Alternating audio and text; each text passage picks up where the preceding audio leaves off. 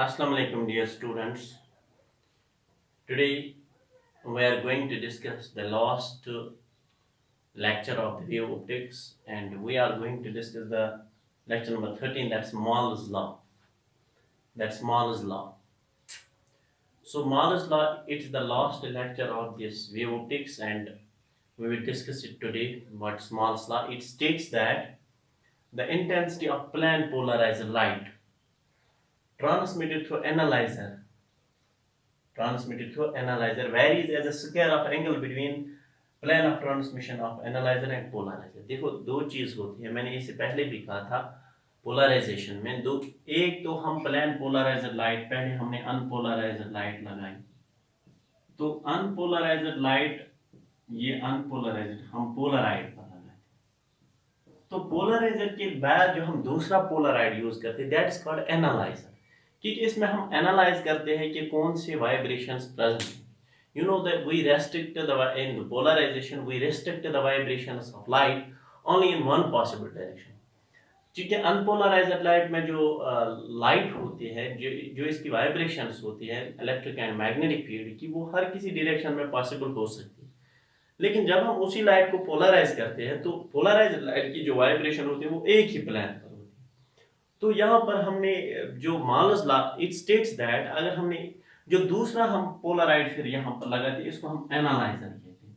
और ये जो एनालाइजर है, ये हमें ये चीज इससे पता चलती है कि आफ्टर पोलराइजेशन कौन सी वाइब्रेशन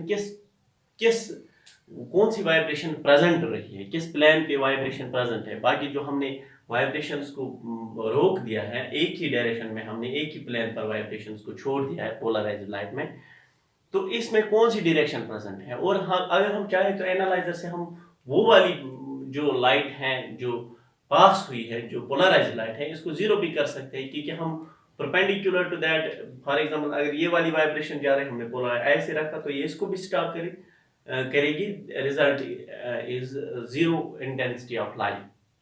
सो यहाँ पर ये, अब हमें जो एनालाइजर में कितनी लाइट जाती है, that depends upon angle between analyser and polariser. अब यही बात यहाँ Moore's लॉ में कही गई है। It states that the intensity of plane polarised light, जो प्लेन पोलराइज्ड लाइट की कितनी इंटेंसिटी जाएगी ट्रांसमिटेड थ्रू एनालाइजर में से कितनी ट्रांसमिटेड लाइट जाएगी, कितनी intensity of plane polarised light जाएगी, that depends upon the angle between plane of transmission of polarizer and analyzer। देखो, let us suppose that here theta is the angle between plane of polarizer and analyzer। अब हमने polariser को ये लिया और analyser को यहाँ लिया। Let A be the amplitude of light। अब हमने A को amplitude of light, A is the amplitude of light। अब A को हम रिजॉल्व कर सकते हैं। एक है A cos थीटा, जो हमने ये वाला OP, यानी OP is A cos theta। OP is equal to A cos theta, and it means its vibration is parallel to the plane of analyzer, that is parallel to plane of analyzer along OP। यानी A cos theta जो है, A cos theta that is parallel to the plane of polarizer, that's along OP। और इसमें दूसरा component रह गया, दूसरा A sin theta is perpendicular to plane of analyzer, that's along OV। अब देखो, क्योंकि जो परपेंडिकुलर है vibration, that will not pass, तो यहां पास तो होगी ये A cos theta। इसका मतलब है intensity, it state that intensity I, we know I is directly proportional intensity of light which passes through the analyzer, that is directly proportional to the square of amplitude, square of A cos theta whole square। You know, according to intensity of light wave, that is directly promotes square of amplitude। So I intensity of जो इसमें से ये वाली vibration pass होगी जो parallel to that analyser है। अब ये A cos थीटा है। अब जो ट्रांसमिटेड लाइट है, इसकी जो इंटेंसिटी होगी, that is directly proportional square of इसका एम्पलीट्यूड जो है A cos थीटा। तो इसका मतलब है I is equal to K a square cos square theta.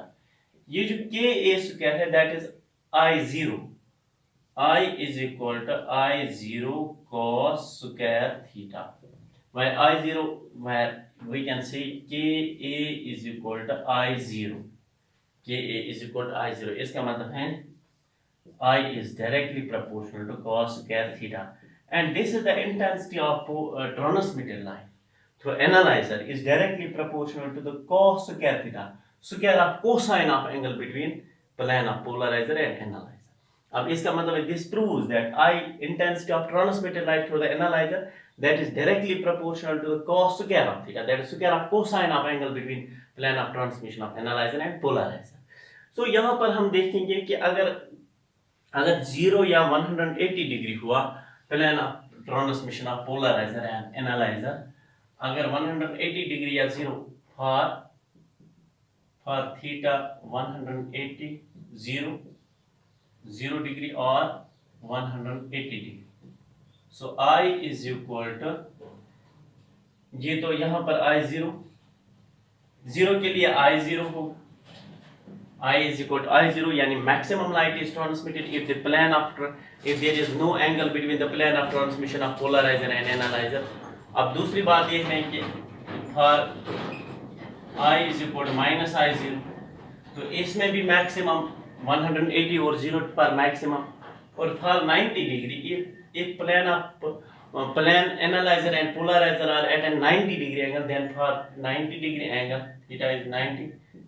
So I will be equal to I0 cos 90 is 0, I is equal to 0. So इसका मतलब है 0, यहाँ पर intensity of transmitted light is 0. तो इस तरह ये पता चलता है कि अगर हम ग्राफ डालेंगे तो फॉर एग्जांपल 0 पर इंटेंसिटी मैक्सिमम I0 पर, फिर यहाँ 90 पर मिनिमम, फिर मैक्सिमम, फिर मिनिमम, ये 180 पर 180, देन 0 I0 90 पर 0 रहती है, फिर 180 पर फिर मैक्सिमम, फिर 0, फिर मैक्स, इस तरह this is intensity of light transmitted through the plane of analyzer. So this was about the Moore's law, and इसके बाद हम वेव ऑप्टिक्स के न्यूमेरिकल्स पर आएंगे और बाकी जो रेस्ट इसमें बचा हुआ है वो भी देखेंगे. Thanks for watching and subscribe the channel.